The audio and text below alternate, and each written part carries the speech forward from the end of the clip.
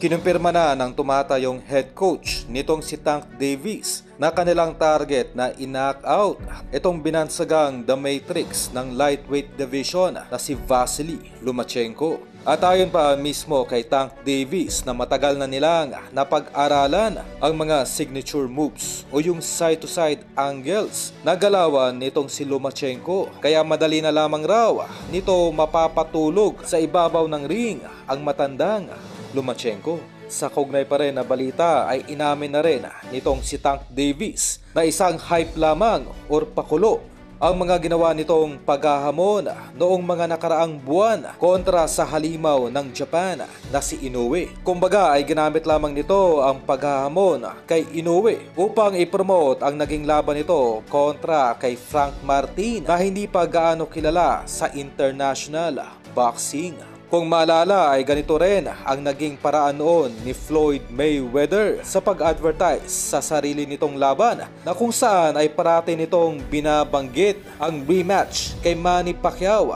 tuwing ito ay may paparating na laban. At idinagdag pa nitong si Davis na mas mainam raw na ubusin na lamang muna nitong si Inoue ang lahat ng pinakamalalakas sa lower division bago pangarapin ang lightweight.